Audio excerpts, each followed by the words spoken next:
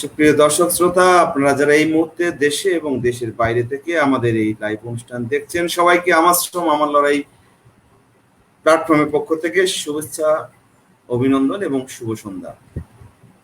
আমরা আজকে এমন একটা সময় আমাদের আজকের এই প্রোগ্রামটি করছি, সেটি আমাদের জন্য খুব দুঃখজনক একটি সময়। আমরা এই প্রোগ্রামটা আমাদের আজকে হচ্ছে, আমরা অনুষ্ঠানের শুরুতেই আমরা স্মরণ করতে চাই গত পরশুদিন যে ভয়াবহ অগ্নিকাণ্ডে মধ্য দিয়ে নারায়ণগঞ্জের রূপগঞ্জে সেদান জুস কারখানায় ৫২-র অধিক শ্রমিক ইতিমধ্যে নিহত হয়েছে এবং আরো অনেক শ্রমিক আহত হয়েছে, চিকিৎসাধীন আছে এবং আমরা আমাদের ধারণা তাদের মধ্যে হয়তো আগামীতে আরো অনেকের সন্ধান পাওয়া যায়নি, এরকম ঘটনা আমরা শুনতেছি।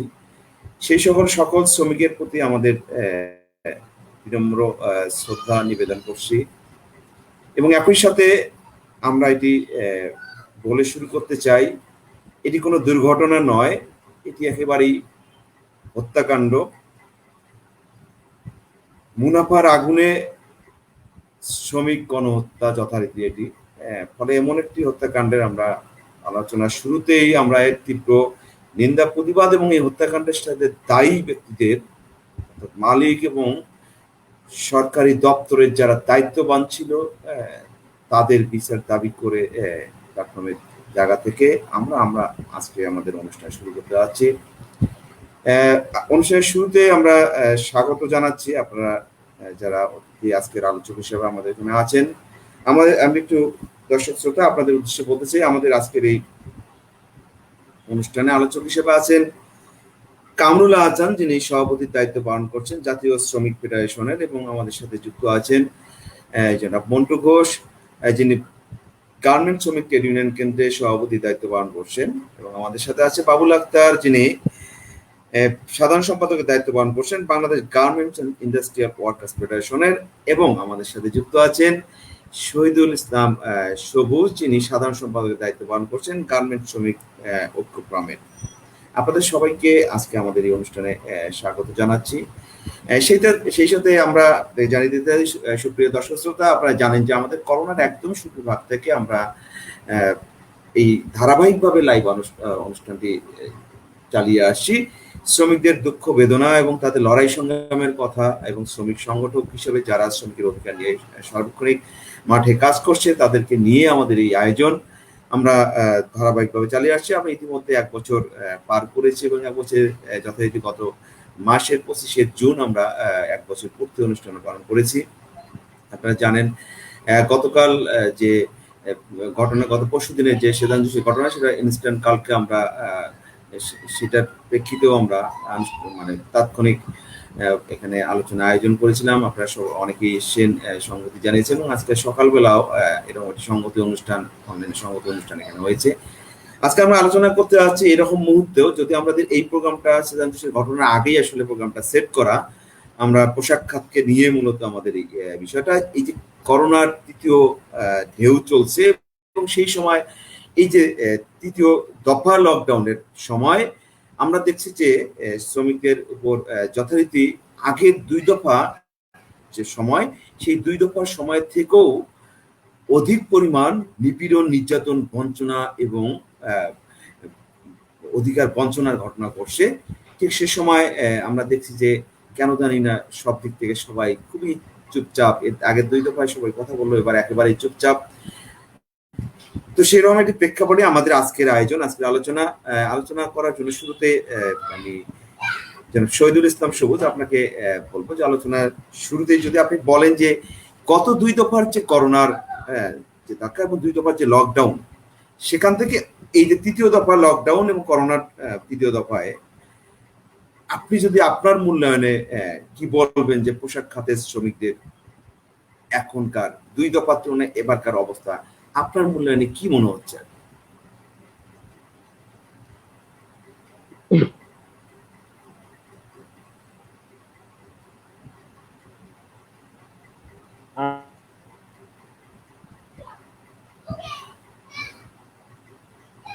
আমাকে আনমিউট করেন।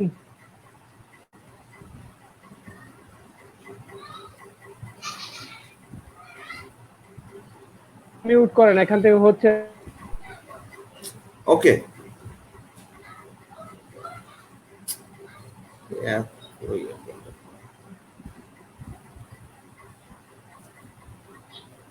সবুজ ভাই আনমিউট করে নেন। হ্যাঁ, রাইট, আবারও মিউট হয়ে গেছে, আনমিউট করে নেন। ঠিক আছে, হ্যালো, শোনা যাচ্ছে আমাকে? হ্যাঁ বলেন।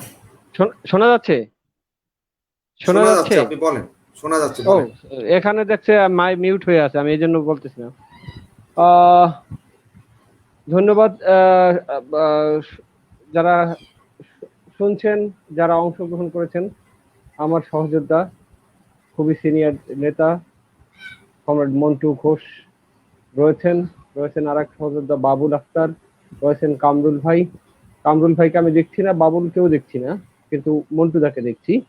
আমাদের সংগঠনের পক্ষ থেকে সবাইকে সংগ্রামী শুভেচ্ছা জানিয়েছি। আলোচনার শুরুতেই সেজান জুসে যারা অগ্নিকাণ্ডের শিকার হয়ে হত্যার শিকার হলেন, তাদের সবার সংগ্রামী স্মৃতির প্রতি শ্রদ্ধা জানাচ্ছি।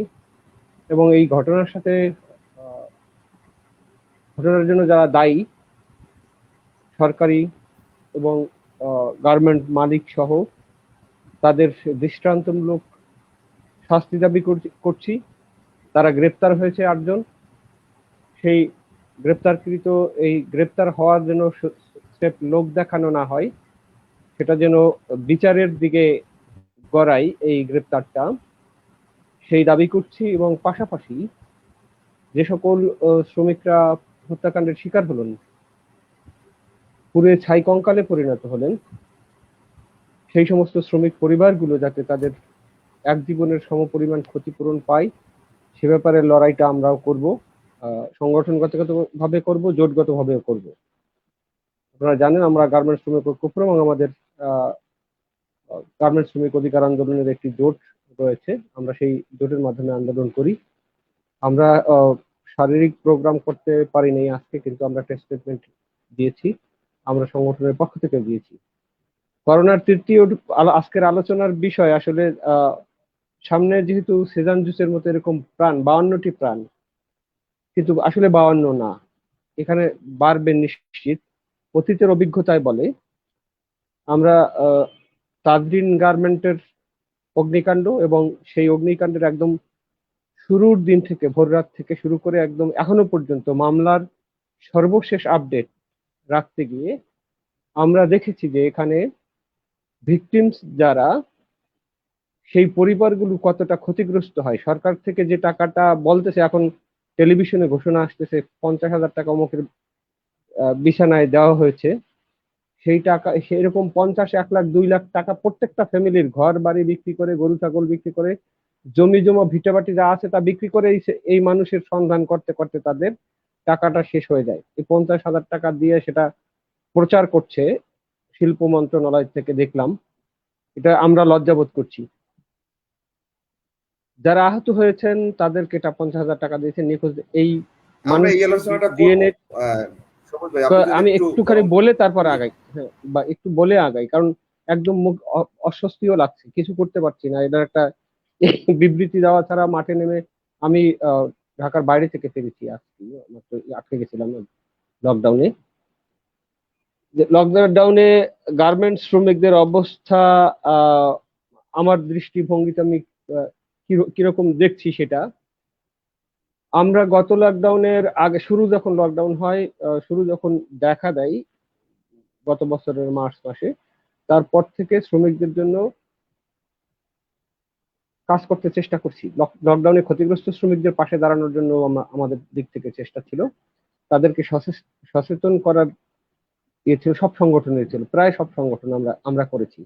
এখনো সেই কাজটা আমরা করছি, কিন্তু লকডাউন পরিস্থিতি এবং সব মিলে গার্মেন্টের অবস্থা, ওই যে কামরুল ভাই বলতেছিলেন যে গার্মেন্টের দিকে গুরুত্ব দিতে গিয়ে অন্যান্য যে আরো প্রায় কোটি খানেক শ্রমিক রয়ে গেছে সেই দিকে খেয়াল যায় না, কিন্তু এই খেয়াল দিয়েও আমরা গার্মেন্টের দিকে মানে বেশি এমফাসিস দিতে গিয়ে আমরা কদ্দূর করতে পেরেছি। গার্মেন্টস শ্রমিকরা আজকে, আপনি দেখবেন গতকাল পরশু সিনহা গ্রুপের শ্রমিকরা ঢাকা চট্টগ্রাম রোড, ঢাকা সিলেট রোড দুইটাই আটকে দিয়েছে তারা 4 মাস 5 মাসের ভেতর। তারা প্রেস ক্লাবে পর্যন্ত ঘুরেছে। আমরা এত গুরুত্ব দিলাম গার্মেন্ট সেক্টরে, তারপরও 4 মাস 5 মাস এখনো শ্রমিকরা বেতন পায় না।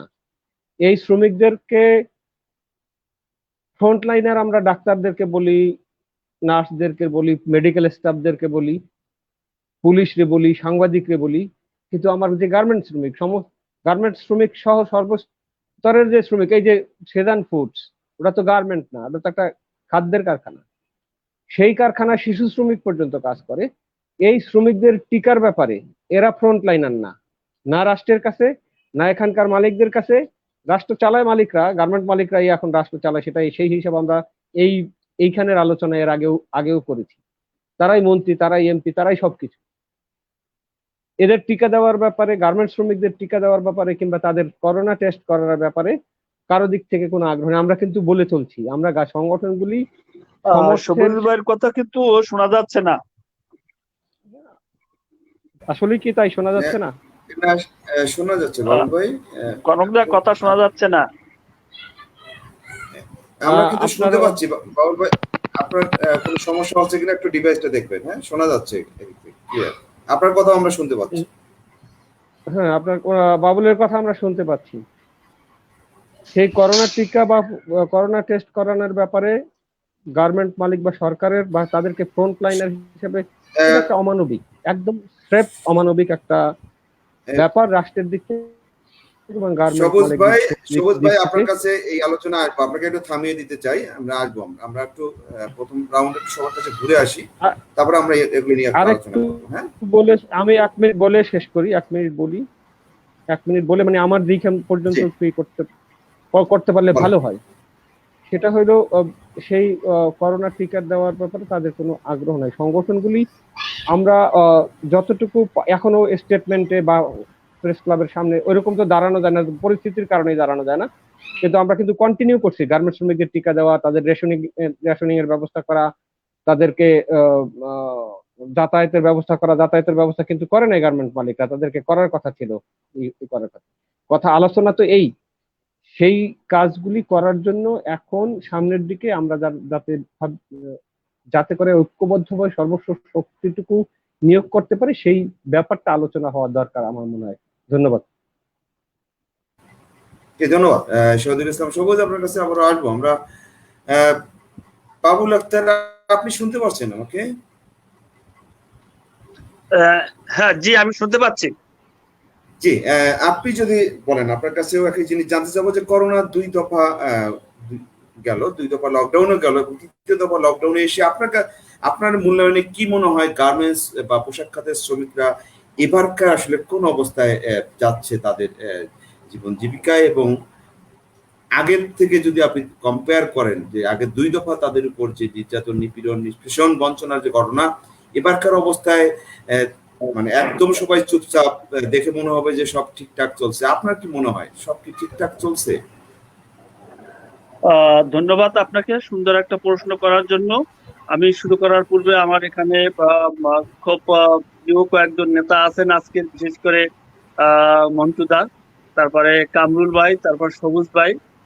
আমি আপনাদেরকে আমার পক্ষ থেকে শুভেচ্ছা জানাচ্ছি যে আজকের এই প্রোগ্রামে উপস্থিত থাকার জন্য। এবং আমি প্রথমেই নারায়ণগঞ্জে যারা নিহত হয়েছেন তাদের রুহের মাগফিরাত কামনা করছি, এবং দৃষ্টান্তমূলক আমি শাস্তি চাচ্ছি যারা এর সাথে মানে জড়িত। শুধুমাত্র মালিককে গ্রেফতার করে নারায়ণগঞ্জের বিষয়টাকে অন্য খাতে নেওয়া যাবে না। আমি মনে করি এই সাথে ডাইসি অর্থাৎ কলকারখানা প্রতিষ্ঠান অধিদপ্তর তারাও এই সাথে জড়িত, এবং তাদেরও গাফিলতি আছে। যে গাফিলতি মালিকের ছিল সেই গাফিলতি তাদেরও আছে, অর্থাৎ তাদেরও আইনের আওতায় আনা উচিত। এখন আসি আপনার মূল প্রশ্নের দিকে, যে মূল প্রশ্নটার দিকে আসি। দেখেন যে করোনা ভাইরাস পুরো বিশ্বের কাছে একটা নতুন বিষয়। নতুন বিষয় হলো শুরুটা হয়েছে গত বছর মার্চের দিকে আমাদের বাংলাদেশে, এবং তার আগে বিশ্বের অন্যান্য দেশে। তো আমাদের কাছে করোনা ভাইরাসটা একটু সহনীয় পর্যায়ে চলে আসছে। প্রথম অবস্থায় যেভাবে আমাদের ভিতরে একটা আতঙ্ক কাজ করছে, সেই আতঙ্ক থেকে আমরা এখন অনেকটা সাহসের সহিত করোনা মোকাবিলা করে যাচ্ছি।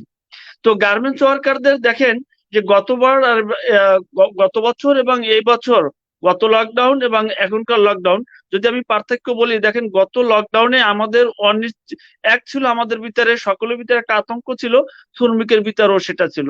দুই, তাদের চাকরি হারানোর একটা বিশাল একটা ঝুঁকি ছিল এবং মজুরি না পাওয়ার একটা সম্ভাবনা ছিল যে আমরা মজুরি পাবো না।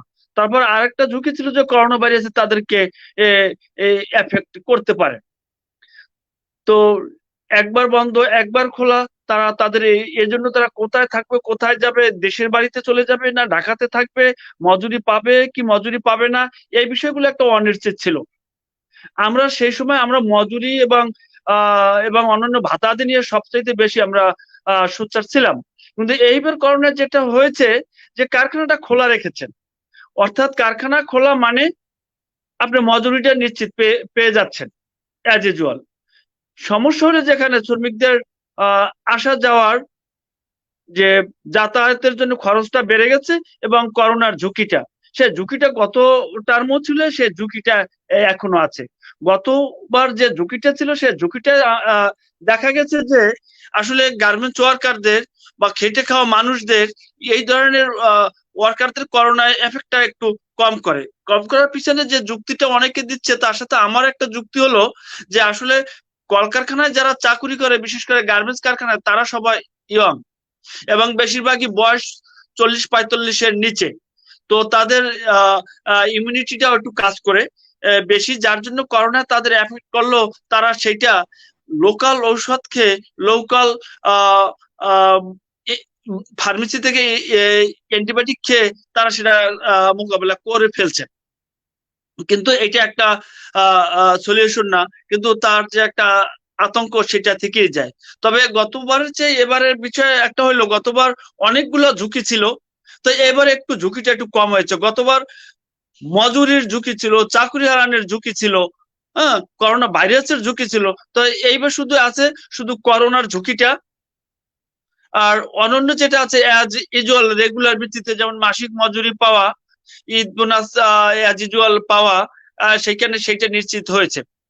তো করোনায় যদি আমি বলি যে দেখেন, করোনার যে গার্মেন্টস ওয়ার্কার কিন্তু ঝুঁকির মধ্যে এবং তারা এফেক্ট হচ্ছে, যেটা আমরা যারা কাজ করি আমরা দেখেছি তারা যে করোনা এফেক্ট হচ্ছে। এবং দেখেন এটা একটা ব্যয় কম। বাবুল আক্তার আপনার কাছে আসবো আবারও, আমরা সবার কাছে ঘুরে এসে আবারও এই আলোচনায় বিস্তর আলোচনায় যাব। আমরা সৃজন যোশীর আলোচনা নিয়েও আলোচনা করব। আমরা একটু আপনার কাছে আসবো আবার বাবুল আক্তার। মন্টুদা, আপনি যদি, আপনার লাইনে অনেক সমস্যা হচ্ছে জানি, আপনি তবুও আমরা একটু মন্টুদার কাছে শুনতে চাই। মন্টুদা, যদি আপনি বলেন যে আপনার বিবেচনায় আপনি গত 2 লকডাউনেও দেখেছেন যে শ্রমিকদের উপর যে নির্যাতন, নিপীড়ন, এই যে ঘটনাগুলো, এবারকার ঘটনার সাথে এবারের 3য় দফা লকডাউনে আপনার কাছে কি মনে হচ্ছে? আপনি কি বলবেন এটাকে, যে মানে সব দিক থেকে যেমন নীরব নিস্তব্ধ, শ্রমিক সংগঠনগুলো তুলনামূলকভাবে এবার একেবারেই খুব চুপচাপ, শুনশাপ মনে হচ্ছে যে সবই ঠিকঠাক চলছে। আপনি কি বলবেন মন্টুদা? আপনার কাছে কি মনে হয়? আপনাকে ধন্যবাদ এই আয়োজনের জন্য। আমরা যেটা লক্ষ্য করছি, আমাদের দেশের সরকার সম্পূর্ণভাবে হচ্ছে মালিকদের দ্বারা নিয়ন্ত্রিত। আমাদের মাননীয় প্রধানমন্ত্রী যত কথা বলেন, আদর্শগতভাবে তিনি হচ্ছেন মালিকদের বশংবদ একটি রাষ্ট্রনায়িকা। মালিকদের পক্ষে যা যা করা দরকার সরকার তা করছে। মালিকরা যা করছেন সেটা হচ্ছে মিথ্যাবাদ বলে, শ্রমিকদের জন্য কিছু না করে শুধুমাত্র বলে যাচ্ছে। এই যে সংকট, এই সংকটের মধ্যে শ্রমিক ভাই বোনেরা আছে। সেখানে আমরা যারা গার্মেন্টস শ্রমিক সংগঠন করি, তারাও সার্থকভাবে তাদেরকে সংগঠিত করে সরকারকে বাধ্য করতে পারছি না যে শ্রমিকদের জন্য মৌলিক যেই বিষয়গুলো সেটা করা। যেমন যারা উৎপাদন করে পৃথিবীর বিভিন্ন দেশ থেকে টাকা রোজগার করে আনে, তাদেরকে টিকা দেওয়া, তাদের স্বাস্থ্যের প্রতি আরো বেশি নজরদারি হওয়া, তাদের থাকার জায়গাটা প্যাঙ্গুইন করা, তাদের আসা যাওয়ার ব্যবস্থাটা করা, সেগুলো কিছুই করছেন না।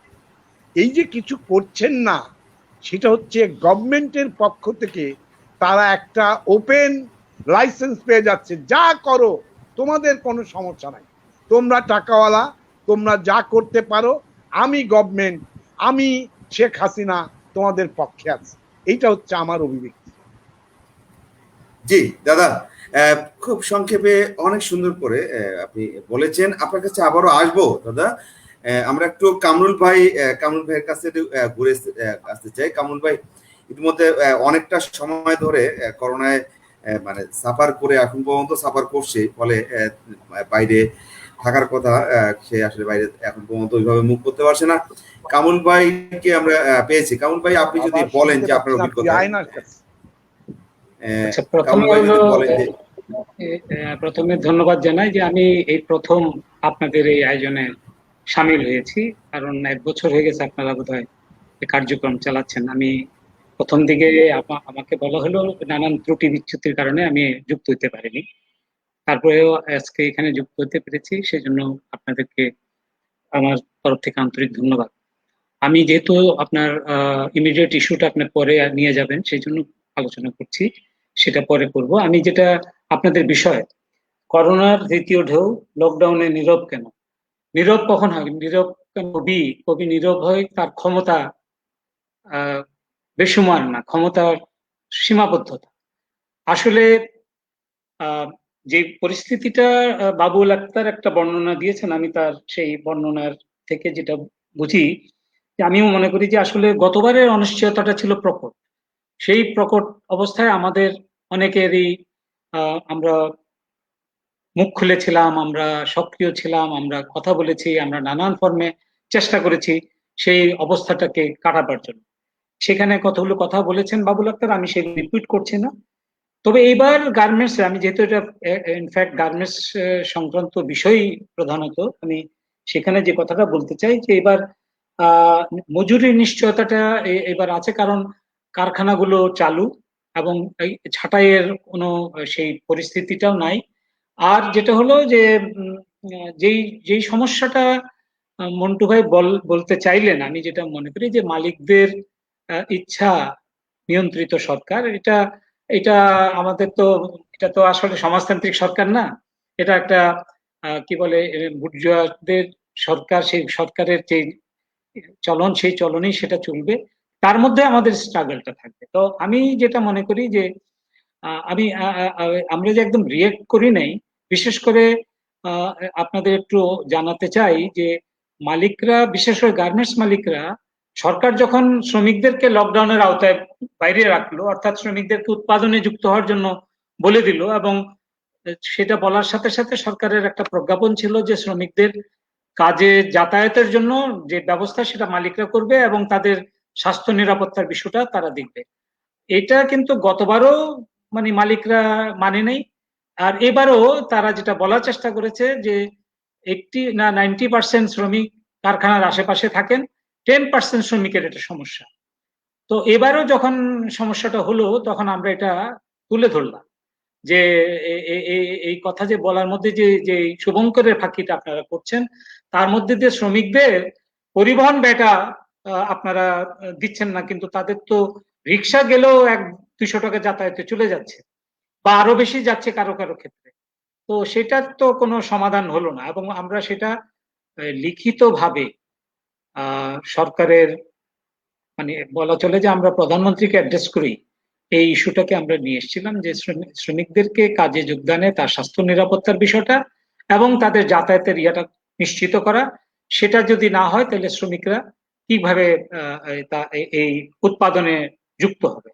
তো ফলে মানে আর মাঠের আন্দোলনের ক্ষেত্রে যেটা বলি, আসলে গতবারের আমাদের যে উদ্যম উদ্দীপনা যেটা ছিল, সেটা হলো ওই কারণে যে নানান ভাবে শ্রমিক ছাঁটাই হচ্ছিল, কারখানা যে ডিক্লারেশন ছিল সেই ডিক্লারেশন ভায়োলেট হচ্ছিল, মালিকরা নানান ছলচাতুরি করছিলেন, তারা প্রণোদনা নিলেন, শ্রমিকদের বেতন দেওয়ার ক্ষেত্রে তারা 60% করেছিলেন।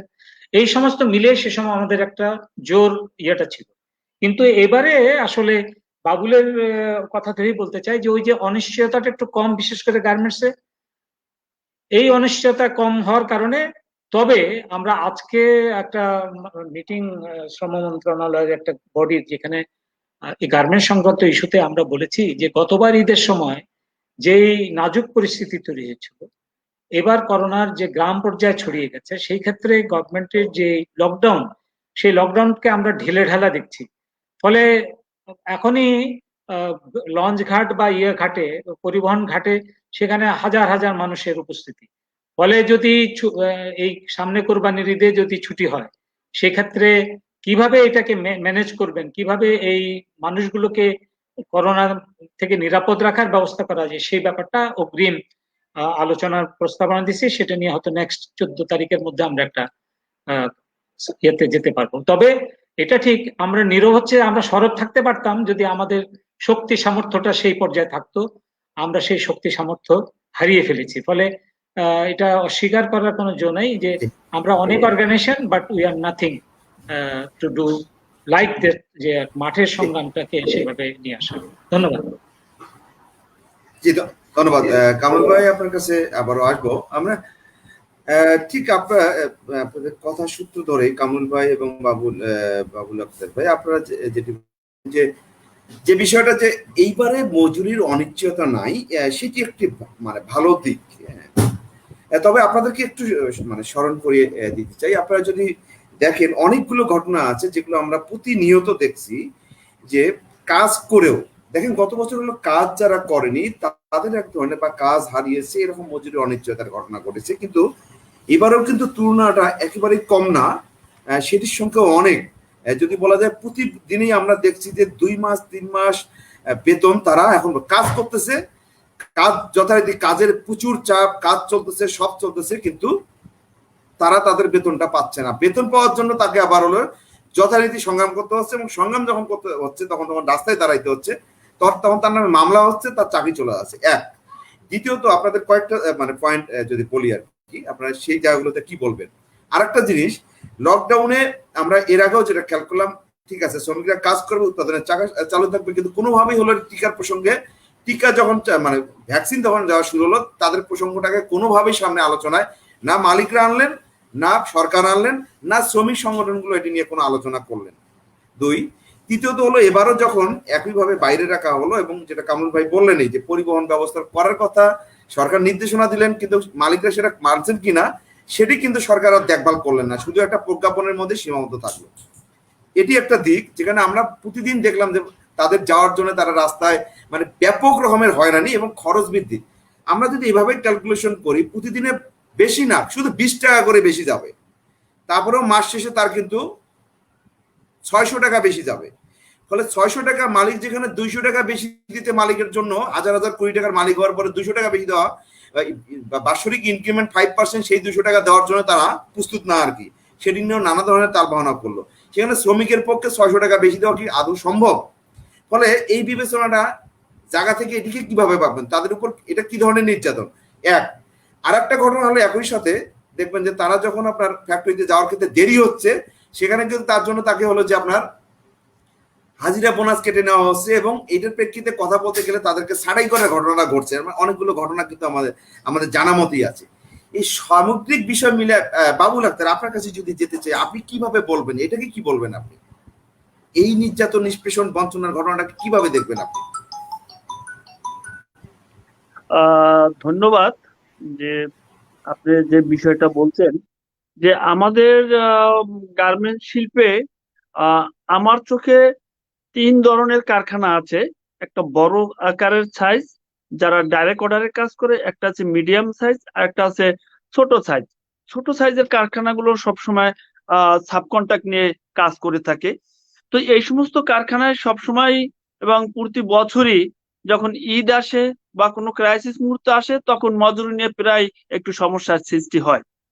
এখন বর্তমানে যেটা আছে আমার চোখে সেটা সেইভাবেই চলছে, এবং ব্যতিক্রম ধর্মী 2-1টা প্রতিষ্ঠানে বিভিন্ন কারণে, যেমন মালিককে বিভেদ, মালিকদের ইন্টারনাল বিভেদ, মালিকের ভাইয়ের সাথে বিভেদ, সরকারের সাথে বিভেদ, গ্যাস বিদ্যুৎ লাইনের বিভেদ, হ্যাঁ, অ্যাকর্ডের চাপের কারণে যে সেফটি বিষয়গুলো দেখতে পারে না, দেখে বা ফুলফিল না করতে পারার কারণে সে অর্ডার পাচ্ছে না। তো এই ধরনের কারণে কিছু কিছু কারখানা হঠাৎ হঠাৎ করে রুগ্ন হয়ে যায়, তখন তাদের বেতন পাওনা আদি পরিশোধে অনেকটা অনিয়ম হয়ে যায়, তখনই কিন্তু ওই মিসিং। বাবুল ভাই, সিনার যে ঘটনাটা, সিনা কিন্তু অনেক বড় মানে গ্রুপ আর কি। আমি এখন সিনা নিয়ে আমি বলছি না, হ্যাঁ আমি বলছি আর কি জাস্ট। হ্যাঁ, সিনার বিষয় নিয়ে যদি করেন তাহলে সিনার অনেক অভিযোগ আছে। তারা পূর্ব থেকেই আসলে এটা গত 7-8 বছর থেকেই তারা শ্রমিকদের সাথে এই ধরনের করে আসতেছিল, এবং যদি এটা নিয়ে যদি স্টাডি করেন দেখা যাবে যে মালিকের পরিকল্পনার অভাব, নিয়ম কানুন মানার অভাব, এবং তার ভিতরে তারপর প্রভাব বিস্তারের অভাব, আইন না মানার অভাব, সমস্ত বিষয়ই তাকে আসলে গ্রাস করে ধরছে। সর্বোপরি আমরা লাস্ট একটা পেপারে দেখলাম 100 কোটি টাকা তার গ্যাস বিল বাকি। তো সেটা আপনি এখন বুঝছেন। তো আমি ওভারঅল যেটা আমি বলতে চাচ্ছি যে শ্রমিকদের কন্টিনিউ কিছু না কিছু কারখানা থেকে সবসময় কিন্তু চাকরি চলে যায়, এখনো যাচ্ছে। যে সমস্ত শ্রমিকদের চাকরি চলে যায় তাদের মজুরি এবং আইনগত ভাতা আদি এগুলো নিয়ে কিন্তু একটা অনিশ্চয়তা সবসময় থাকে, এবং সেটা এখনো আছে। করোনাকালীন সময় যেটা করোনাকালীন সময় যে শ্রমিকরা ব্যাপক আকারে চাকরি হারিয়েছিল, এবং সেই সমস্ত শ্রমিকদের আইনগত ভাতা দিয়ে আমরা আদায় করে দিতে পারিনি, এবং সরকারও সেখানে সহযোগিতা করেনি। তারা লামসাম কোনোভাবে কিছু একটা মজুরি তারা পেয়েছে। তো এবছরও কিন্তু যে শ্রমিকদের অত ম্যাচ আকারে শ্রমিকদের চাকরি যাচ্ছে না, এবং মজুরি ওইরকম কর্তন হচ্ছে না। গত বছর ঈদ বোনাস নিয়েও কিন্তু একটা আশঙ্কা ছিল যে 50% দিবে, 50% পরে দিবে, বেতনের 65% দিয়েছে, কিন্তু এই বছর কিন্তু সেক্ষেত্রে একটু কম কম ঝুঁকি আছে। তো আপনি যদি আমরা যদি ভ্যাকসিনের কথা চলে আসি এবং লকডাউনের কথা চলে আসি, আপনি দেখেন এখন লকডাউন গ্রামের মফস্বল শহরে ছড়িয়ে পড়ছে। ঈদ আসছে, এই ঈদে শ্রমিকদের ছুটি হবে, এই ছুটি নিয়ে একটা অনিশ্চয়তা আছে মালিকদের ভিতরে। এখানে দুই ধরনের মনোভাব কাজ করে। কিছু কিছু মালিক ছুটি দিতে চাচ্ছে না, কোনো কোনো মালিক বলতেছে যে সরকারি নির্দেশনা মোতাবেক ছুটি দিবে, আবার কোনো কোনো কারখানা বলছে না, ওয়ার্কারদের সাথে আলাপ আলোচনা করে দিব। তবে ছুটির বিষয়টা শ্রমিকদের সাথে আলাপ আলোচনা করিয়ে দিতে হবে। এবং এই করোনাকালীন সময় এই ওয়ার্কাররা যদি গ্রামের বাড়িতে যায় আবার সেখান থেকে ফিরে আসে, তাহলে এই করোনা ভাইরাস রোস্টার হওয়ার সম্ভাবনা আছে। অর্থাৎ এই ওয়ার্কারদের জন্য করোনা ভাইরাস আগামী 3 মাস খুবই সেন্সিটিভ এবং মানে ঝুঁকির ভিতরে আমাদের থাকতে হবে। তার কারণ এই ওয়ার্কার আবার ঢাকা আসবে এবং তারা কারখানায় মানে প্রবেশ করবে। দেখেন টিকা আসি, টিকা কিন্তু তারা পাওয়ার অধিকারী, এটা বলার দরকার নেই। এটা তাদের দেওয়া উচিত ছিল যখন ডাক্তার নার্স পেয়েছে, এবং যখন ঘোষণা আসছে কলকারখানায় ওয়ার্কার কাজ করবে, তাহলে তাদেরকে আগে টিকা সরকার দেওয়া উচিত ছিল, কিন্তু সরকার তাদেরকে সেটা মূল্যায়ন করেনি। এখানে মালিকেরাও মূল্যায়ন করেনি। মালিকেরা বিত্তশালী, বিজিএমএ বড় প্রভাবশালী, তারা ইচ্ছা করলে টিকা কিনে এনে দিতে পারতো। ইউরোপের অনেক দেশ তারা টিকা কিনে তারা রিজার্ভ করে ফেলছে। না, এই জায়গাটায় বাউল ভাই, এই জায়গাটা একটু স্মরণ করাই দিই। তারা কয়েকদিন আগে একটা চিঠি ইস্যু করছে আর কি, যেখানে আপনি দেখেন ওই যে 35-এর যে ব্যারিয়ার, এর উপরে যারা তারা নিতে পারবে, তাদের কারখানাগুলোকে এরকম একটা চিঠি লিখেছে আর কি। না, ওইটা খুব হাস্যকর না? এটা কি হাস্যকর না বাউল ভাই? আপনাকে আমি একটা আপডেট দেই। বিজিএমএ ইন্টারনাল একটা নোটিশ সার্কুলার করছে তার মালিকদের যে 35 বছরের ওয়ার্কার থাকলে তাদের জন্য যাতে নিবন্ধন করে। এছাড়াও বিজিএমএ সরকারের কাছে 45 লক্ষ টিকা চেয়েছেন, কিন্তু আমার প্রশ্ন হলো তার সরকারের কাছে চাওয়ার চেয়ে তাদের উচিত ছিল নিজস্ব অর্থায়নে টিকা কিনে এনে ওয়ার্কারদেরকে আগে ভাগে দিয়ে দেওয়া। এখানে দেখেন যে সমস্ত বড় বড় ব্র্যান্ড কাজ করে, তাদেরও উচিত ছিল তাদের এই সাপ্লায়ার ফ্যাক্টরির ওয়ার্কারদেরকে টিকা নিশ্চিত করার জন্য তারাও এখানে অংশগ্রহণ করতে পারতো, এবং এটা কিন্তু তাদের একটা সামাজিক দায়বদ্ধতার ভিতরে পড়ে, কিন্তু সেখানে কিন্তু তারা সেটা নিশ্চিত করেনি। বাউল ভাই, আপনাকে একটু এখানে থামিয়ে দিলাম। আপনার এই জায়গা থেকে একটু শহীদুল ইসলাম সবুজ, আপনি এই জায়গাটাতে কি বলবেন আর কি?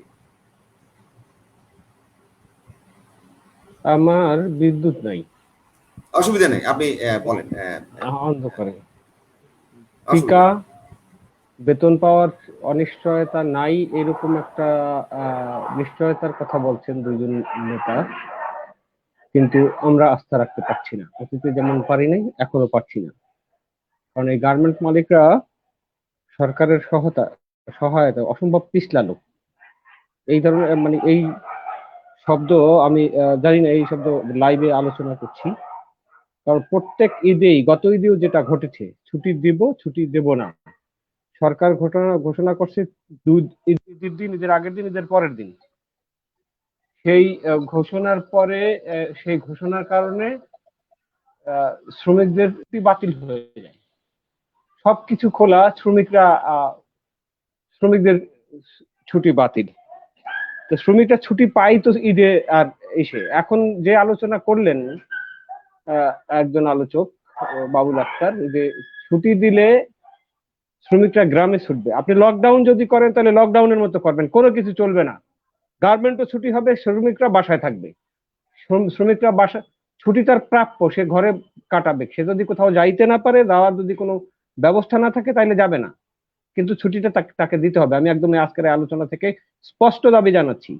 আপনি গার্মেন্ট শ্রমিকরা গ্রামে যাবে, করোনা হয়ে যাবে, মানে ছড়িয়ে যাবে, বা কি বল বাবুল ভাই, কি শব্দ আবার প্রাইভেট কার থাকলে যাওয়া যাবে, প্রাইভেট মাইক্রো থাকলে যাওয়া যাবে, কোনো কিছু প্রাইভেট, হ্যাঁ, প্রাইভেট মাইক্রো ট্রাক্টর কোনো কিছু চলতে দেওয়া যাবে না। যদি চলতে, তাহলে গাড়িও চলতে দিতে হবে, শ্রমিকদেরকে বাড়িও যেতে দিতে হবে। আর যদি না হয়, তাহলে কোনোটা চলবে না। ছুটি পাবে শ্রমিক তার বাসায়, 3 দিন হোক, 5 দিন হোক, 7 দিন হোক, যে কয়দিনের ছুটি হোক, সে তার বাসায় কাটাবে। যদি কোথাও যাওয়ার ব্যবস্থা না থাকে, সে বের হবে না। শ্রমিকরা অতটা বোকা না, তার জীবনের মায়া তারও আছে। এই সমস্ত কথা বলে মালিকরা যাতে ঈদের আগের দিন, ঈদের পরের দিন, এমনকি ঈদের দিনও শ্রমিকদেরকে দিয়ে কাজ করাইতে পারে, সেই সুযোগটা কিন্তু তাতে এই ধরনের আলোচনায় গার্মেন্ট মালিকরা কিন্তু সেটা পায়। সরকার, গার্মেন্ট মালিকরা এর থেকে সাহস পায়। সেক্ষেত্রে আমি বলবো ছুটি দিতে হবে, কিন্তু যদি ছুটি দেওয়ার আপনি সব চালু রাখলেন, প্রাইভেট কার চললো, এই চললো সেই চললো, আর শ্রমিকদের যাতায়াতের ব্যবস্থা থাকবে না, তখন কিন্তু অনেক ধরনের উল্টাপাল্টা হবে, মাইক্রোবাস এই সেই, তখন রওনা করবে শ্রমিকরা। সেই ক্ষেত্রে একটা কথা স্পষ্ট করে বলতে চাই, আজকে মাসের 10 তারিখ, 10 তারিখ ঈদের 21 তারিখ, ঈদের মাসের বেতনের, আগামী মাসের বেতনের কমপক্ষে 50% এবং ঈদ বোনাস, এটা এবং এই চলতি মাসের বেতন, এটা হচ্ছে ঈদের আগে শ্রমিকদের ন্যায্য পাওনা। এই পাওনাটা শ্রমিকদেরকে দিতে হবে। এই শ্রমিকটা দেওয়ার পর শ্রমিকরা বাড়ি যাবে না বাসায় থাকবে, তার ছুটিও দিতে হবে। সেই বাসায় থাকবে সেইটা দেখতে হবে। ব্যবস্থা যদি না থাকে, তাহলে তারা যাবে না। আমি আবার বলছি, ব্যবস্থা না থাকলে তারা যাবে না, আমরা মুভ করবে না, সেখানেই থাকবে, কিন্তু ছুটি তাদের দিতে হবে। এই একটা কথা। আর হচ্ছে করোনা টিকা নিয়ে সবার আলোচনার সাথে একমত পোষণ করছি। করোনা টিকা থেকে শ্রমিকদেরকে বঞ্চিত বা কোনো সরকারি, আমি আগেও বলেছি, সরকারের কিংবা মালিকের কারো কোনো উদ্যোগ ছিল না। এবং বয়সের কথা বলে 35 বছরের উপরে তাদের এই কথা বলে গার্মেন্টস শ্রমিকদেরকে বঞ্চিত করা, তাদের বয়স 35-40-এর নিচেই অধিকাংশেরই। কিন্তু আমার মনে হয় যে প্রায় 35-30% শ্রমিকের বয়স 45-এর উপরে আছে, আর এই হোক বা না হোক। সেই ক্ষেত্রে শেষ করি আমি। সেই ক্ষেত্রে বেতন নিয়ে অনিশ্চয়তা নাই, সেই ব্যাপারটা একদমই সঠিক বলে মনে করছি না আমার দিকে। আমি আলোচকদের সবার আলোচনার প্রতি সম্মান রেখেই বলতে চাই, বেতন নিয়ে অনিশ্চয়তা নাই। আপনি দুই একদিনের মধ্যে, আজকে 10 না, আর 2-3 দিনের মধ্যে চট্টগ্রামের এক কারখানার শ্রমিকরা পরশুদিন ফোন দিয়েছে, তাদের 200 জনকে ছাঁটাই করে দিয়েছে। একজনকে কোনো প্রাপ্য পাওনাটা পর্যন্ত দেয় নাই। প্রাপ্য পাওনাটা পর্যন্ত, মানে মাস যে হাজিরাটা, যে বেতনটা তারা পাইবে, কিন্তু তাদের বোনাস বা এই একজন শ্রমিককে ছাঁটাই করতে হইলে শ্রম আইন অনুযায়ী তার যে পাওনাগুলি থাকে, তার সে ব্যাপারে তো কোনো কথাই নেই, বরং মানে কাজের পাওনাটা পর্যন্ত তারা দেয়নি। টেলিফোনে দেন দরবার হচ্ছিল, করেছি আমরা। আবার সিনহা তো একদম জ্বলন্ত উদাহরণ। আশুলিয়া অনেকগুলি কারখানা সম্পর্কে আমরা জানি, আপনিও জানেন। সবুজ ভাই, অনিশ্চয়তা কিন্তু আছেই। জি, যে আপনার কাছে আবার আসবো। অনিশ্চয় যারা যদি বলি যে আপনি এখনো যদি মানে শুধু ফেসবুকের পাতায় খোলেন, কমপক্ষে আজকেও যদি আপনি দেখেন 5 থেকে 7টা জায়গায় আপনি দেখতে পাবেন সেখানে শ্রমিকরা এগুলো নিয়ে বিক্ষোভ করছে এবং কয়েকদিন যাবত এটা চলছে। আপনি স্টাইল ক্রাফট আছে, মানে অ্যাপেক্সে আছে, ফলে আপনি এর বাইরেও আছে, আপনি বললাম 5-7টা 10টা স্ট্রিট এবং তাদের 2 মাস 3 মাস কারো বেতন এগুলো, এবং সেখানে আসলে মজার ঘটনা যে পুরো দমে কাজ চলছে দীর্ঘদিন, অন্য কোনো সংকট নেই। এবং শ্রমিক ছাঁটাই হলো যাদের বয়স হয়ে গেছে বেশি, সেগুলোকে নানান তরিকায় ছাঁটাই করার এক ধরনের প্রক্রিয়ার মধ্য দিয়ে, এবং যেখানে ইউনিয়ন অ্যাক্টিভ আছে সেই জায়গাগুলোতে সেগুলো আমরা কিন্তু বিভিন্ন ইউনিয়নের বিভিন্ন সংগঠকদের তাদের কাছ থেকে আমাদের কাছে সেই খবরগুলো আসে এবং আমরা দেখি তারা সেগুলো শেয়ারও করে, আমরা ফেসবুকেই দেখতে পাই আর কি।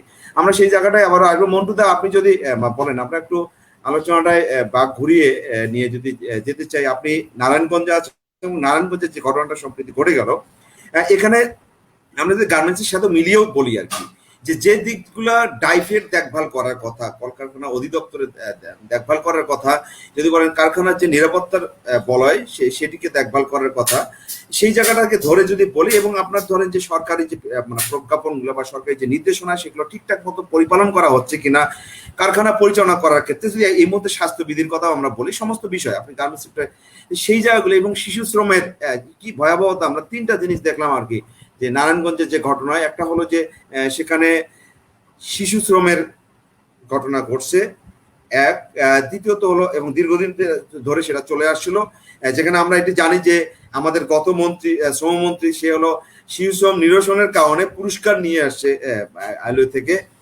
অথচ দেশে এইরকম একটি অবস্থা বিদ্যমান আছে আর কি।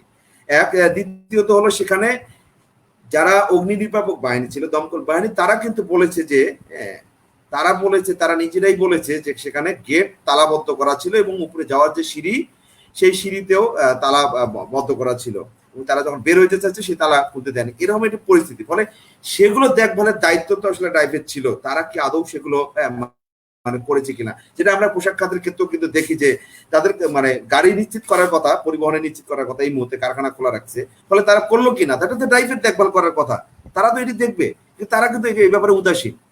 মন্টুদা, আপনি কি বলবেন পরশুদিনের এই যে মর্মান্তিক ঘটনা, এই যে গণহত্যা শ্রমিকের, এটিকে আপনি কিভাবে বলবেন, বিবরণ দিবেন আপনার ভাষায়?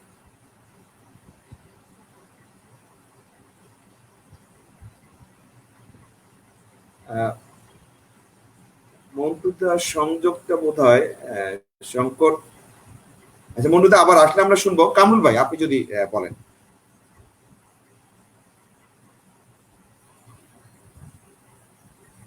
আচ্ছা কামরুল ভাই, মন্টুদা এসছে, আমরা মন্টুদা এসছে,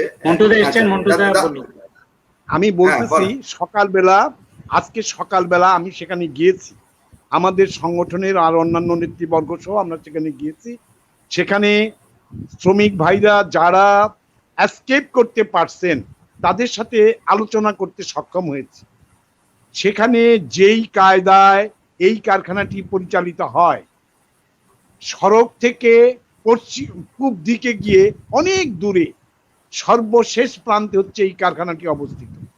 সেই কারখানাটা 6 তলা, সেই 6 তলার মধ্যে নিচের তলায় আগুন লাগে, এইটাই সকল শ্রমিকদের বক্তব্য। ঠিক গেটের সামনে একটি দোকান আছে ঔষধ বিক্রির, তার সাথে আলোচনা করে তিনি এই সময় উপস্থিত ছিলেন। 5টা, 5:15 সময় ধোঁয়ায় চারদিক আচ্ছন্ন হয়ে যায়। তারপরে শ্রমিকদের তালাবদ্ধের কারণে শ্রমিকরা আসতে পারে না। আপনারা লক্ষ্য করেছেন 3 জন মহিলা শ্রমিক সেখান থেকে জাম করে পড়ে হাসপাতালে যায় এবং তারা সেখানেই মৃত্যুবরণ করে। এইভাবে প্রত্যেকটা ক্ষেত্রে মালিক পক্ষের যে উদাসীনতা, সেই ক্ষেত্রে শ্রম বিভাগ তার যে কি বলবো উদাসীনতা নয়, শুধু দেখিলাম না এই রকমের একটি ভাব, তারা এটাকে কোনো কিছু মনে করে না। এই দেশের বড় লোকরা যা করবে, তারা চাকরি করে, অফিসে যায়, বেতনটা ড্র করে, বাট তাদের যে একটা দেশপ্রেমিক মূলক দায়িত্ববোধ থাকা দরকার, এটা নিয়ন্ত্রণ করার যে আইনগত অধিকার তাদের আছে, সেটা তারা প্রয়োগ করতে সাহস পান না। কোন মন্ত্রীর ভাতিজা, কোন এমপির আত্মীয়, এই ভয়েও তারা যেতে চান না। এই যে সংকটগুলো, এইটা আমাদের সোসাইটিতে আছে। ড্রাইভের কথা বলেন বা পরিদর্শন খাতের কথা বলেন, তাদের এই যে তারা বলেন যে আমাদের জনসংখ্যা কম। এই 2-3 দিন আগেও তাদের চিফের সাথে আমার কথা হয়েছে, তারা বলতেছেন আমাদের আরো বেশি লোক দরকার।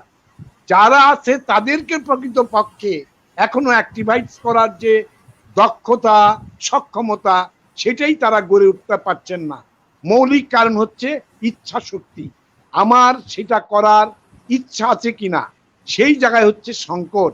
আজকে নারায়ণগঞ্জের যে ঘটনা, আমরা প্রথমেই শোক প্রকাশ করেছি। সেই ভাই বোনদের সম্পর্কে যদি বর্ণনা করা হয়, মালিক বলছেন তিনি এইটার জন্য দায়ী না, কারণ এটা একটা অ্যাক্সিডেন্ট। অ্যাক্সিডেন্ট যদি হবে তাহলে এই মালিককে তো সরকারের এক্ষুনি গ্রেপ্তার করা উচিত। তার ম্যানেজেরিয়াল সকল লোকদেরকে তালা বন্ধ করলেন কেন? কি আপনার বিল্ডিং এর কোড মানেন নাই কেন? এই সমস্ত বিষয়ে তাকে প্রশ্ন করা, তাকে গ্রেপ্তার করে তাকে যথাযথ আইনে সুপার্দ করা, এইটা হচ্ছে সরকারের একান্ত দায়িত্ব। সেটাও তারা পালন করছেন না। কারণ হচ্ছে শ্রমিক মরলে কিছু আসে যায় না। আমাদের রানা প্লাজায় বোনেরা ভাইয়েরা জীবন দিয়েছে, আরো অন্যান্য ক্ষেত্রে জীবন দিয়েছে, তার বিচারও আজকে পর্যন্ত হচ্ছে না। কারণটা কি? কারণ হচ্ছে এই গরিব মানুষের পক্ষে সরকার তো আমি না। আমি হচ্ছি বড় লোকদের টিকায় রাখার জন্য জন্মগ্রহণ করেছি, আমি সরকার চালাই আমার ইচ্ছা মতো। সেই ইচ্ছা শক্তির কারণেই আমাদের দেশের এই শ্রমিক ভাই বোনদের জীবনে এই সংকট হচ্ছে। তার প্রতিরোধ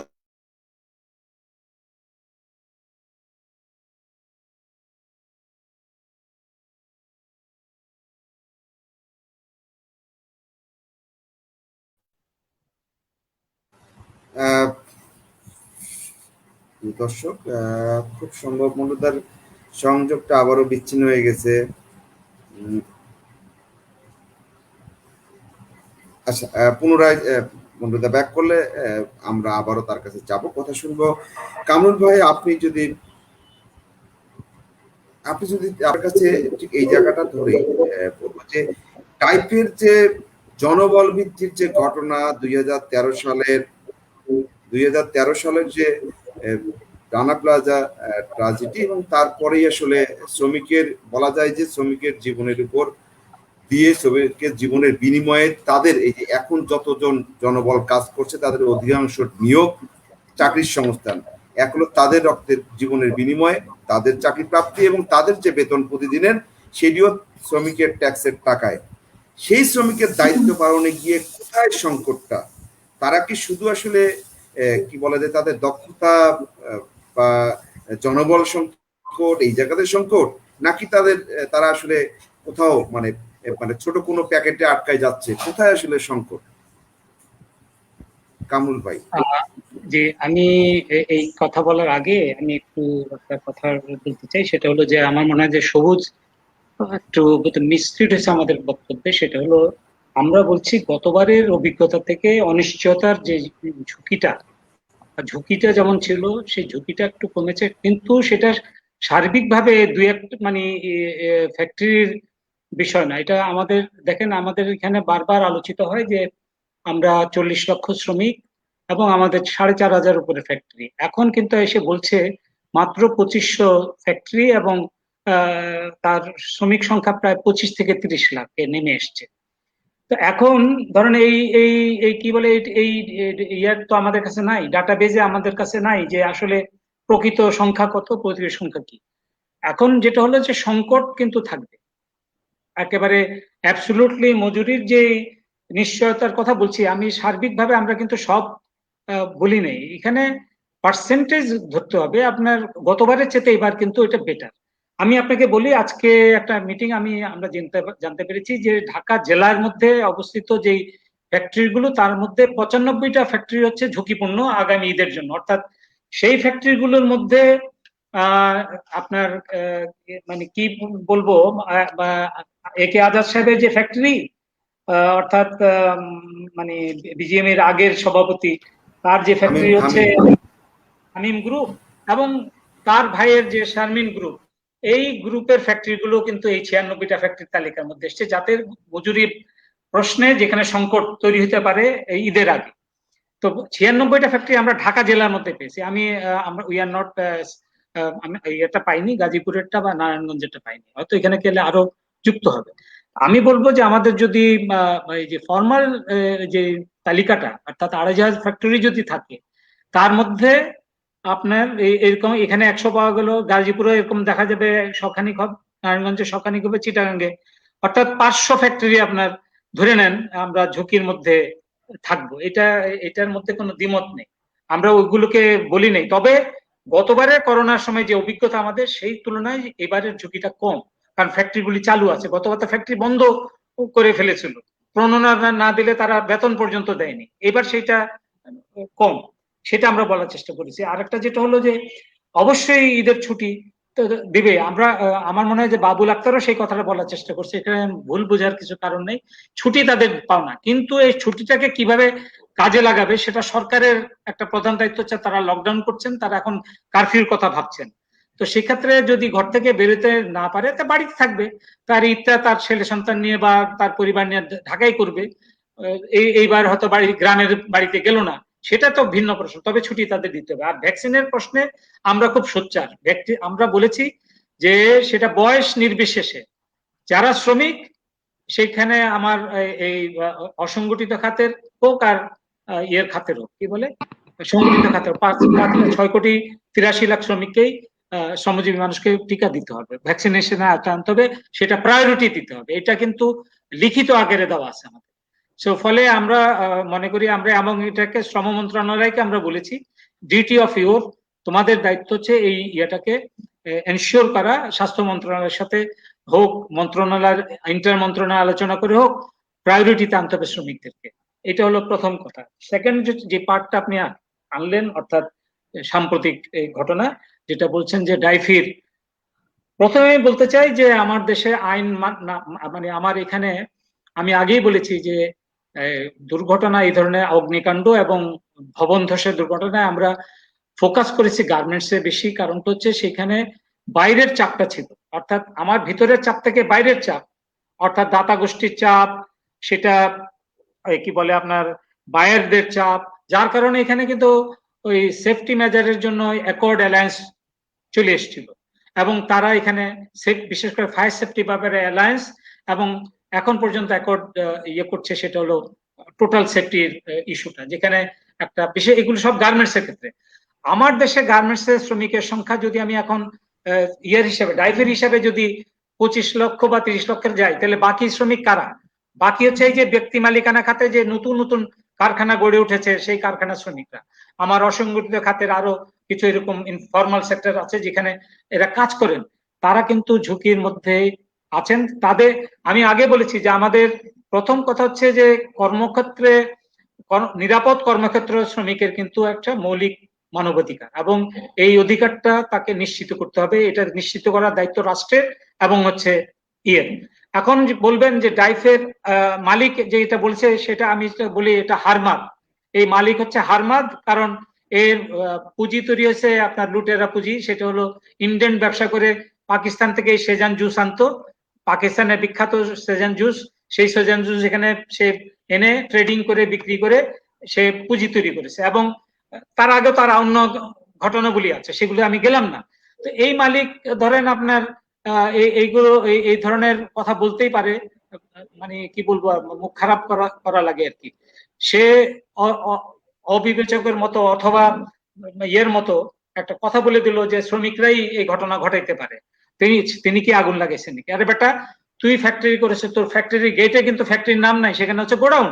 তুই ফ্যাক্টরি, যেটা ফায়ার সার্ভিসের লোকরা বলছেন যে এটা আমরা কোনো কারখানার নাম দেখিনি, আমরা নাম দেখেছি এখানে গোডাউন।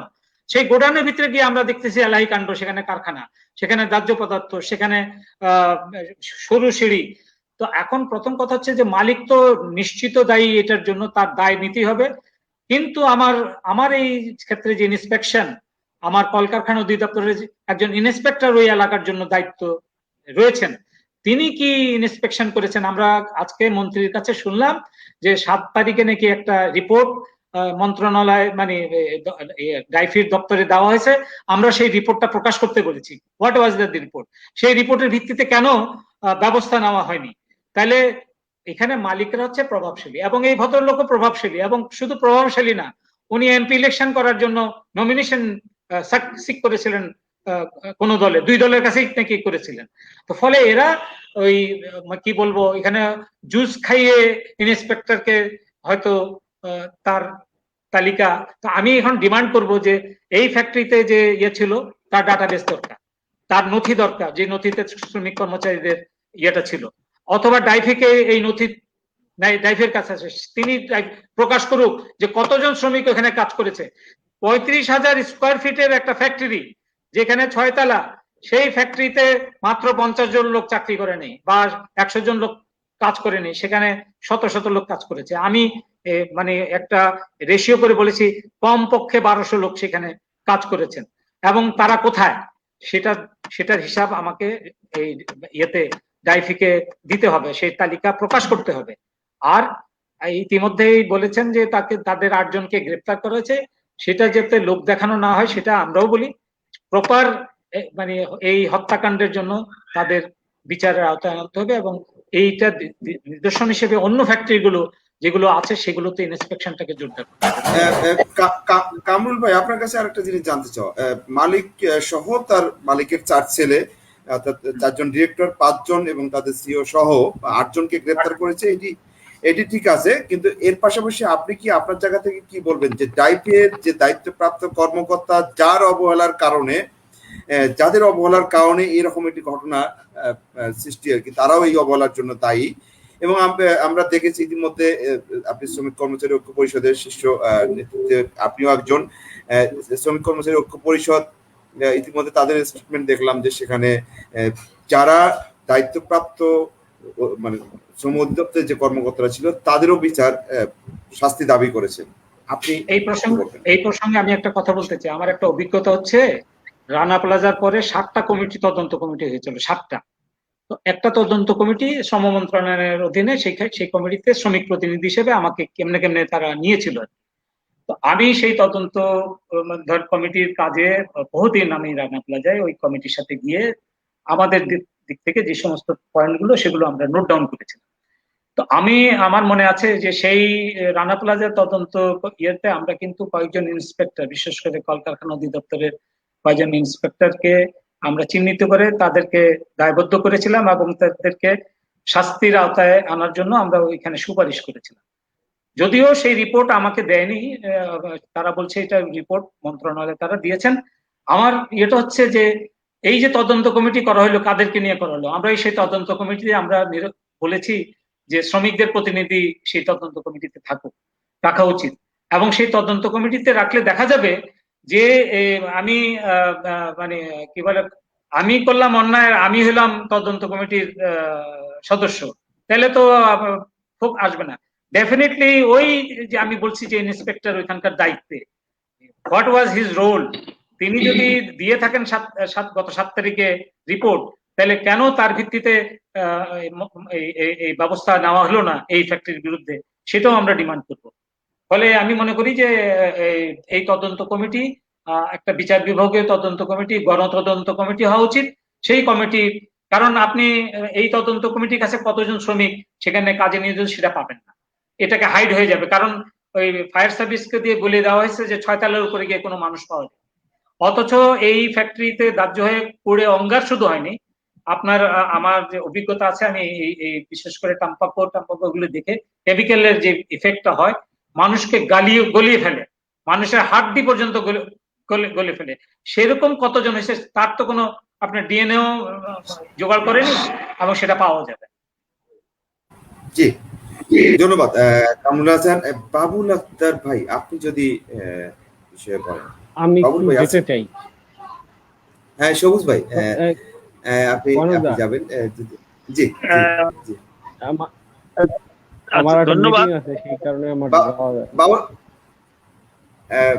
বাবুল ভাই, সবুজ ভাই বলেন। আর সবুজ ভাই বলার আগে আমি শুধু 1 মিনিট বলি যে দেখেন যে ছুটির বিষয়টা নিয়ে আমি বলেছি যে ছুটি গার্মেন্টস ওয়ার্কাররা আদায় করে নিবে, ঈদের পূর্বে মজুরি তারা আদায় করে নিবে। আর এইটা ঈদ বোনাস নিয়ে ঈদের আগে কিছু মালিকের স্বভাবও আছে যে তারা এই ধরনের একটা ফাজলামো করে একটা বাড়তি সুবিধা নেওয়ার জন্য, ফাঁকি দেওয়ার জন্য। তো ওয়ার্কাররা কিন্তু এখন আপনি বিশ্বাস করেন যে গত ঈদে সরকার ঘোষণা দিয়েছিল যে 3 দিন ছুটি, কোনো কারখানা মানেনি। 65% নির্দেশনা, অনেক কারখানা 100% মজুরি দিয়েছে, মানেনি। এখন ওয়ার্কাররা সচেতন, ওয়ার্কাররা বুঝে, তাদেরকে ঠেকিয়ে রাখতে পারবে না। ছুটি অবশ্যই অবশ্যই দিতে হবে, এইটার কোনো ভুল নেই। আমি আপনার সাথে একমত যে যদি লকডাউন চলে তাহলে বিজিবি ওই ফেরিগেট না দিয়ে তুমি ঘর থেকে যাতে বাইরে হতে না পারে, রাস্তায় যাতে অটো না চলে, তুমি সেই ব্যবস্থা করো। তুমি দুনিয়াদারি খোলা রাখবা আর ওয়ার্কারদেরকে তুমি শর্ত দিবা, এইটা ওয়ার্কার মানবে না। গতবারও মানেনি। জি সবুজ ভাই, আপনি বলেন। হ্যাঁ সবুজ ভাই, আমি আমি আমি আমি শুধু বলতে চাই, আমি আগেও বলেছি, আমার সহযোদ্ধা সবাই একসাথে, সবাই মিছিল মিটিং, অনেক আন্দোলন সংগ্রামে আমরা একসাথে হই। আমাদের আলোচনায় যেন মালিক পক্ষ কিংবা সরকার কোনো সুযোগ না পায়, সেই দিকে যেন আমরা একটু খেয়াল রাখি, সেইটা। আর হয়েছে টাম্পাক্কো থেকে শুরু করে রানা প্লাজা, তাজদিন, এই ঘটনাগুলিতে একদম স্পেকট্রাম থেকে এগুলি সব তো একদম প্রত্যেকটা ঘটনার সাথে দিনের পর দিন লেগে থেকে দেখেছি, তো অভিজ্ঞতা আছে তো। আজকে আমাদের এক বন্ধু মাহতাব গেছিল কারখানায়, ও 4 তলার যে ছবি দিয়েছে, লাশের শুধু হাড়ের চিহ্ন দেখা যাচ্ছে। মাহতাবের পোস্টে দেখেছি, আটকে ওঠার মতো অবস্থা, মিশে গেছে ছায়ের সাথে, পুরা বুটি খেলে হাড়ের চিহ্ন আছে, হাড় নাই, হাড় ধরলে গুঁড়ো হয়ে যাচ্ছে, এরকম মনে হচ্ছে। ছবিটা এরকম বোঝা যায় খুব স্পষ্ট। ওখানে কত শ্রমিক মারা গেছে আমরা আগেই বলেছি যে পূর্ণাঙ্গ তালিকা প্রকাশ করো, কারা মারা গেছে, কারা নিখোঁজ হয়ে গেছে, মানে কাদের লাশ পাওয়া গেছে, তাদের তালিকা প্রকাশ করো। লাশ হস্তান্তরের জন্য দ্রুত ডিএনএ টেস্টের ব্যবস্থা করো। রানা প্লাজার মতো, তাজদিনের মতো তো বড় বড় ঘটনা গেছে, ডিএনএ টেস্টের জন্য যদি আগের মতো সেরকম মাসের পর মাস বা কিংবা বছর ঝুলাই রাখেন, তাইলে কিন্তু চলবে না। সেই ক্ষেত্রে যে ঘটনা ঘটেছে ওখানকার, আর মালিক যে সমস্ত বক্তব্য দিয়েছে, এ সমস্ত একটা অধ্যত্ব, মানে এই অধ্যত্বের কারণও আছে। তারা বিভিন্ন জায়গা থেকে সুযোগ সুবিধা পায়, রাষ্ট্রের কাছ থেকে সুযোগ সুবিধা পায়, যার কারণে অধ্যত্ব দেখাতে পারে। আমরা এই সমস্ত অধ্যত্ব যারা দেখাই, তাদের বিচার হোক। বিচার যদি তারা না করে, আমরা চাই ওখানে গণতদন্ত কমিটি হোক। সেদান জুসে কি হয়েছে, গণতদন্ত কমিটি করে সেখানকার সেই প্রকৃত তদন্ত কমিটি তো আমরা দেখেছি এ পর্যন্ত। কামরুল ভাই বললেন যে রানা প্লাজার একটা তদন্ত কমিটির তিনি সদস্য ছিলেন, সেই তদন্ত কমিটির রিপোর্টটা পর্যন্ত তাকে দেওয়া হয় নাই। সুতরাং সরকার বা যে কটা তদন্ত কমিটি, সেই তদন্ত কমিটির রিপোর্ট প্রকাশের জন্য আবার তদন্ত কমিটি করা লাগবে, এর আগে প্রকাশ হবে না। সেই কারণে পাবলিকের মধ্যে থেকে, আমাদের মধ্যে থেকে তদন্ত কমিটি হওয়া দরকার। আমরা যেন সেই কাজটাও করি, একদম নিজের দেখাগুলি দেখে রাখি, সেগুলি দিয়ে একত্রিত করে আগামী দিনে যেন বলতে পারি যে না, তোমার এতজন শ্রমিক ছিল, এতজন মারা গেছে, এই কারণে আগুন লাগছে, তাদের ক্ষতিপূরণ কি, তাদের কি বিচারের কত দূর কি করলা, আমরা সেই প্রেশারটা আগামী দিনে দিতে চাই। আমি সেই কথা বলে আবারও সকলের প্রতি যথাযথ শ্রদ্ধা ভালোবাসা রেখে আমি আলোচনা, আমার একটা মিটিং, জরুরি মিটিং এ ঢুকবো, এই কারণে বিদায় নিলাম। সবাইকে সংগ্রামী শুভেচ্ছা। ঠিক আছে সবুজ ভাই, ধন্যবাদ আপনাকে। বাবুল ভাই বোধহয় দাদা, আপনার কথা শেষ হয়নি তখন। দাদা যদি শেষটায় বলেন যে সর্বশেষ সেদান জুসের এই ঘটনায় আপনি যদি বলেন, ওখানে শিশু শ্রমিক ছিল, সেই জায়গাটা মাথায় রেখে, শিশু শ্রমিকের ক্ষেত্রে 2 ধরনের জটিল, আইনেও এখনো 14 বছর পর্যন্ত, এবং সেটি এক ধরনের, সেই 14 বছরের সেই বিষয়টিকে মাথায় রেখে শিশু শ্রমিক, 14কে মাথায় রেখে 10-12 বছরের বাচ্চারা ওইখানে সুবিধা। এবং এর সাথে এর বাইরে বাস্তবতা হলো যে অনেক শিশু শ্রমিকের উপর তাদের পরিবার নির্ভর করে। সেই সামগ্রিক বিবেচনা আপনি আসলে বিষয়টাকে কিভাবে বলবেন, এবং এই যে মর্মান্তিক ঘটনা ঘটলো, সেটার জন্য আসলে আপনি আপনার কি দাবি থাকবে বিচার? আপনি মালিকরা ইতিমধ্যে 8 জন তারা গ্রেপ্তার হয়েছে, আপনি কিভাবে দাবি তুলবেন আর কি দাদা?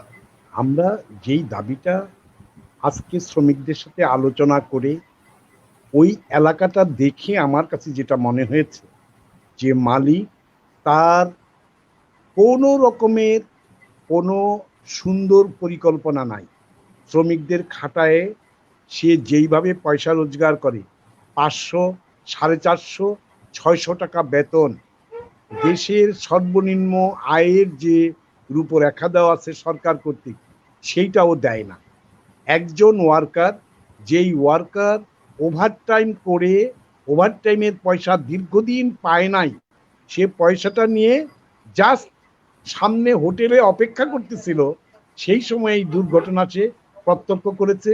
তার 3 জন বোন তারা মারা গিয়েছে এবং সে সেখানে পরিশ্রম করে সেই সমস্ত ভাই বোনদেরকে উদ্ধার করার চেষ্টা করেছে।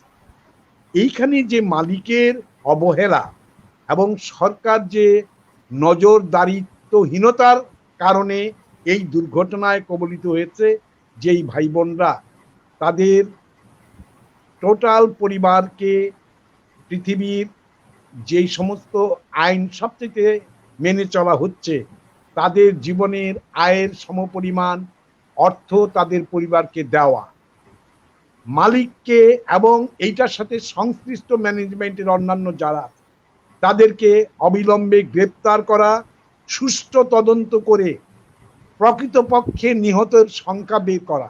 কারণ হচ্ছে ছাই হয়ে গেছে। আপনারা যেই লাশগুলোর আমরা যেই হাড় মাংস দেখতেছি 52-53 জনের, এইটা তো আছে, কিন্তু যাদেরকে পাওয়াই যায় নাই।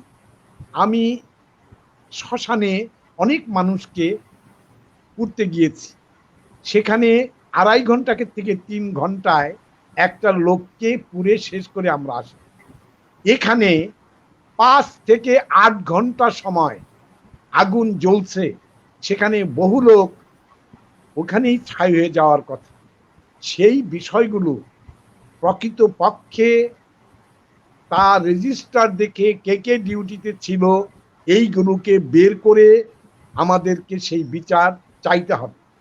আমরা যারা শ্রমিক আন্দোলন করি, আমরা যারা শ্রমিক ভাই বোনদের পক্ষে আছি, তাদেরকে আরো দায়িত্বশীলতার সাথে সেখানে দায়িত্ব পালন করার জন্য আমি সকল শ্রদ্ধেয় শ্রমিক নেতৃত্বকে আহ্বান জানাচ্ছি, সরকারকে আহ্বান জানাচ্ছি, এই বিষয়ে কোনো প্রকার ত্রুটি এবং কোনো প্রকার মানুষের কোনো মালিকের পক্ষে যেন নুয়ে না গিয়ে একটা উদাহরণ সৃষ্টিকারী বিচার ব্যবস্থার মধ্যে তাতে নেওয়া যায়, সেই চেষ্টা প্রধানমন্ত্রী তাকে বিশেষভাবে অনুরোধ করছি, এই ব্যাপারে যেন কোনো রকমের ন্যাক নজর ওই মালিকের উপরে না পড়ে।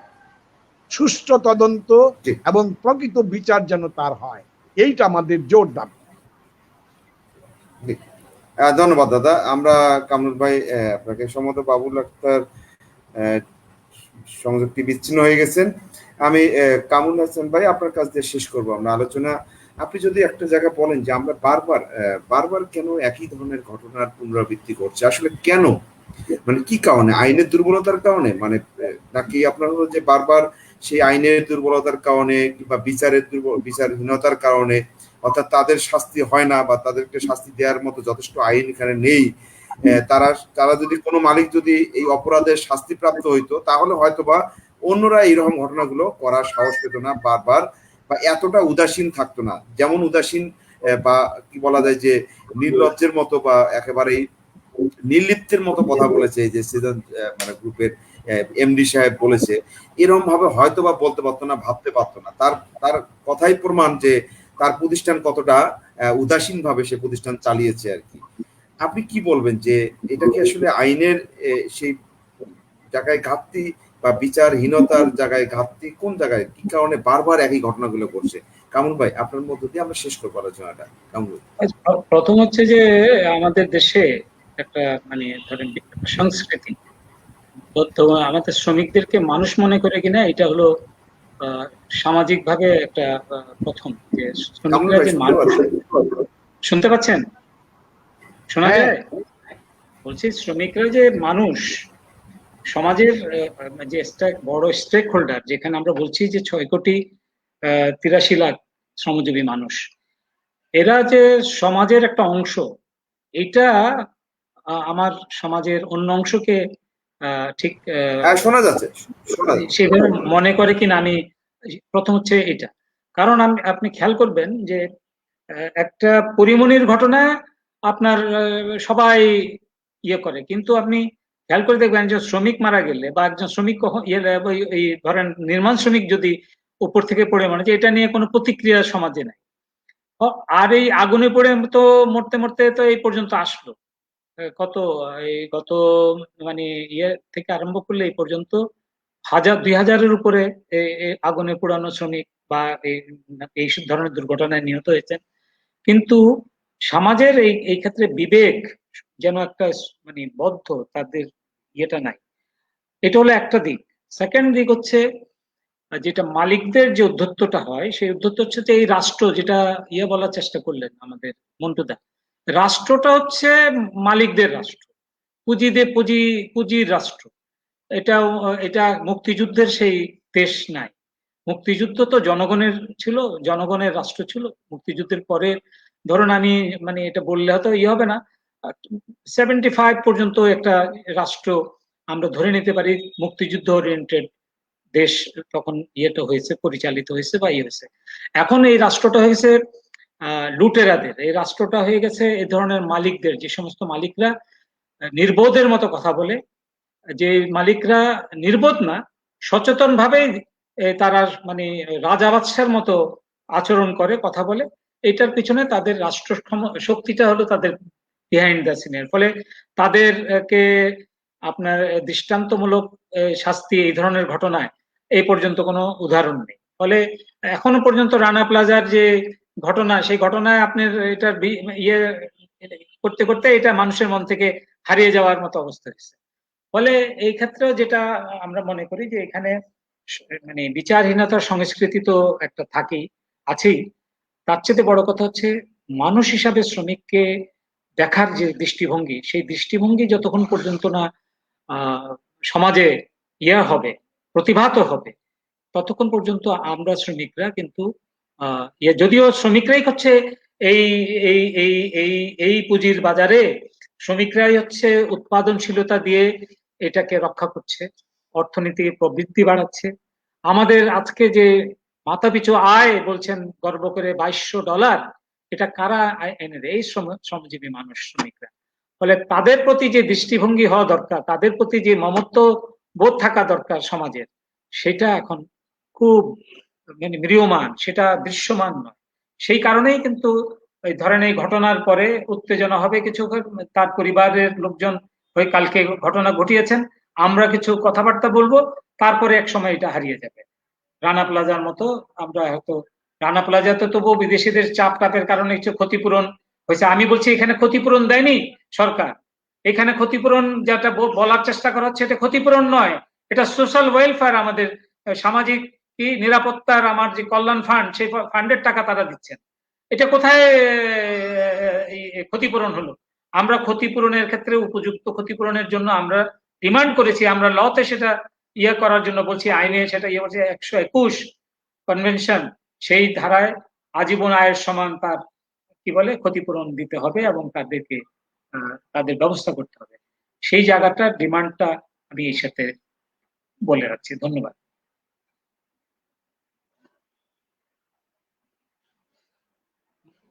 আপনি ধন্যবাদ কামরুল ভাই।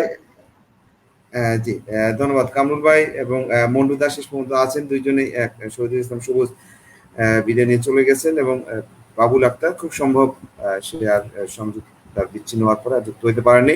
আমরা আজকের আলোচনাটা এখানেই শেষ করব, তবে হয়তো আলোচনা শেষ হবে না, আলোচনা আরো অনেক অনেক অনেক কথা থেকে যায়, সেই আলোচনাগুলো করা দরকার, সেই আলোচনাগুলো আসা দরকার।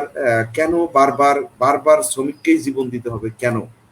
যে শ্রমিকের উপর দাঁড়িয়ে একটা সমাজ, একটা সমাজ, অর্থনীতি, সমস্ত কিছু যে শ্রমিকের রক্ত ঘামের উপর দাঁড়িয়ে, সেই শ্রমিককে কেন বারবার জীবন দিতে হবে এবং সেটা কোনো বিনা প্রশ্নে তাদেরকে জীবন দিয়ে দিতে হবে? কোনো ধরনের তার জন্য কোনো কাউকে কোনো জবাবদিহিতা করতে হবে না, কাউকে এটার জন্য কোনো ধরনের কোনো কিছু দিতে হবে না, একদম নির্দ্বিধায় মানে শ্রমিককে এইটা মারাই যায়, এটা কোনো ব্যাপার না, শ্রমিককে তার সাথে এটা করাই যায়। অথচ আমরা যারা এরকম দৃষ্টিভঙ্গি দেখাচ্ছি, যারা এই আচরণ শ্রমিকের সাথে করছি, সেই আমরা দাঁড়িয়ে আছি শ্রমিকের এই রক্তের উপর, শ্রমিকের এই ঘামের উপর, শ্রমিকের এই পরিশ্রমের উপর। আমরা যদি করোনার এই সময়টির কথাও বলি, আমাদের প্রবাসী শ্রমিক ভাই বোনদের পাঠানো টাকা যদি আমাদের অর্থনীতিতে এই সময় প্রবেশ না করত, এই করোনার সময় আমরা ভঙ্গুর একটা অবস্থা এবং আমাদের অনেককে না খেয়ে মারা যেতে হতো। ফলে সেটিও শ্রমিকের অবদান, কিন্তু সেই শ্রমিকের জন্য রাষ্ট্রের অবদান কতটুকু, আদৌ কতটুকু অবদান আছে? সেই শ্রমিকের জীবন মানকে, তার জীবনের স্বাভাবিক, তার জীবন জীবিকা, তার পরিবার পরিজনের জন্য, তার বাচ্চা কাচ্চা যাতে লেখাপড়া নিরাপদে করতে পারে সেগুলোর জন্য আসলে কতটুকু, তার জীবনকে নিরাপদ রাখার জন্য, তার স্বাভাবিক মানে মৃত্যুর গ্রান্টিকে নিশ্চিত রাখার জন্য কতটুকু আসলে রাষ্ট্র ভূমিকা রাখছে, কতটুকু আসলে এই মালিকরা ভূমিকা রাখছে, যে মালিকদের পিছনে সময় দিতে গিয়ে তারা সেই মালিকদের মুনাফা হাজার হাজার কোটি টাকা তারা মুনাফার মালিক হয়ে গেছে, তারা পুঁজির মালিক হয়ে গেছে তাদের শ্রমের উপর দিয়ে। সেই শ্রমিকের জন্য সেই মালিকের অবদান আসলে কতটুকু? ফলে এগুলো প্রশ্ন থেকেই যায়, সেগুলো নিয়ে আমাদের হয়তো আরো অনেক অনেক আলোচনার দরকার আছে। আমরা সেগুলো কখনো সময় করে সেই আলোচনাগুলো করব, অবশ্যই করব, আবারও হবে, আপনাদের সাথে দেখা হবে, কথা হবে অন্য কোনো সময় অন্য কোনো আরেকটি বিষয় নিয়ে। সে পর্যন্ত আপনারা ভালো থাকবেন, সুস্থ থাকবেন। অতিথি যারা ছিলেন আপনাদের কাছ থেকে বিদায় নিচ্ছি, সেই সাথে একই সাথে দর্শক আপনারা যারা ধৈর্য সহকারে এতক্ষণ শুনলেন আলোচনা, আপনাদের কাছ থেকে বিদায় নিচ্ছি। সবাই ভালো থাকবেন, সুস্থ থাকবেন, শুভরাত্রি। ধন্যবাদ আপনাদেরকে।